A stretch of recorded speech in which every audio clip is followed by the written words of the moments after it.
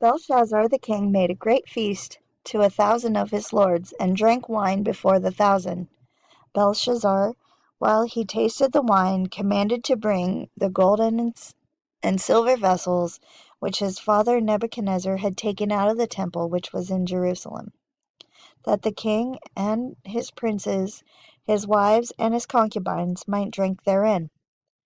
Then they brought the golden vessels that were taken out of the temple of the house of God, which was at Jerusalem. And the king and his princes, his wives, and his concubines drank in them. They drank wine, and praised the gods of gold and of silver, of brass, of iron, of wood, and of stone. In the same hour came forth fingers of a man's hand, and wrote over against the candlestick upon the plaster of the wall of the king's palace. And the king saw the part of the hand that wrote. Then the king's countenance was changed, and his thoughts troubled him, so that the joints of his loins were loosed, and his knees smote one against another. The king cried aloud to bring in the astrologers, the Chaldeans, and the soothsayers. And the king spake, and said to the wise men of Babylon, Whosoever shall read this writing, and shew me the interpretation thereof, shall be clothed with scarlet, and have a chain of gold about his neck, and shall be the third ruler in the kingdom. Then came in all the king's wise men, but they could not read the writing, nor make known to the king the interpretation thereof. Then was King Belshazzar greatly troubled, and his countenance was changed in him, and his lords were astonished. Now the queen, by reason of the words of the king and his lords, came into the banquet house. And the queen spake and said, O king, live forever. Let not thy thoughts trouble thee, nor let thy countenance be changed. There is a man in thy kingdom in whom is the spirit of the holy gods. And in the days of thy father light and understanding and wisdom like the wisdom of the gods was found in him, whom the king Nebuchadnezzar thy father, the king, I say thy father, made master of the magicians, astrologers, Chaldeans, and soothsayers, forasmuch as an excellent spirit and knowledge and understanding, interpreting of dreams, and showing of hard sentences, and dissolving of doubts, were found in the same Daniel, whom the king named Belteshazzar. Now let Daniel be called, and he will shew the interpretation. Then was Daniel brought in before the king, and the king spake and said unto Daniel, Art thou that Daniel, which art of the children of the captivity of Judah, whom the king of my father brought out of Jewry? I have even heard of thee, that the spirit of the gods is in thee, and that light and understanding and excellent wisdom is found in thee.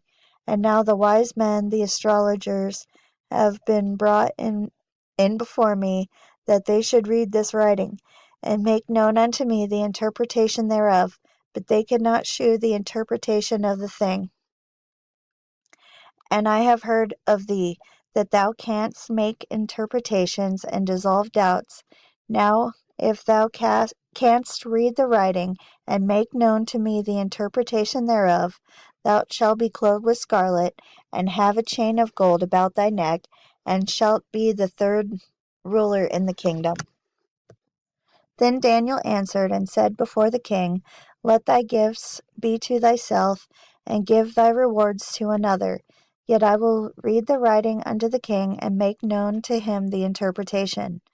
O thou king, the most high God gave Nebuchadnezzar thy father a kingdom, and majesty, and glory, and honor. And for the majesty that he gave him, all people, nations, and languages trembled and feared before him. Whom he would he slew, and whom he would he kept alive, and whom he would he set up, and whom he would he put down.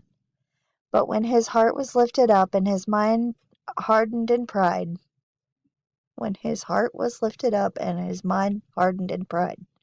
he was deposed from his kingly throne, and they took his glory from him, and he was driven from the sons of men, and his heart was made like the beasts, and his dwelling was with the wild asses. They fed him with grass like oxen, and his body was wet with dew of the heaven, till he knew that the Most High God ruled in the kingdom of men, and that he appointeth over it whomsoever he will.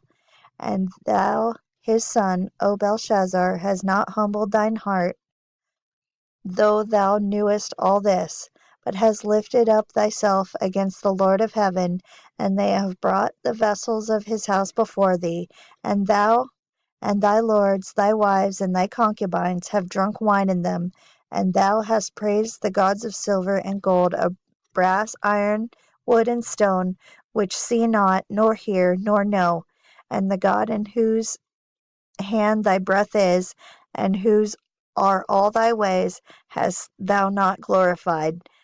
Then was the part of the hand sent from him, and this writing was written. And this is the writing that was written. Mene, Mene, Tekel, Upharsin. This is the interpretation of the thing. Mene, God hath numbered thy kingdom and finished it. Tekel, thou art weighed in the balances, and art found weighed or wanting. Peres, the kingdom is divided and given to the Medes and Persians. Then commanded Belshazzar, and they clothed Daniel with scarlet, and put a chain of gold about his neck, and made a proclamation concerning him, that he should be the third ruler of the kingdom. And that night was Belshazzar the king of the Chaldeans slain, and Darius the Median took the kingdom, being about 62 years old.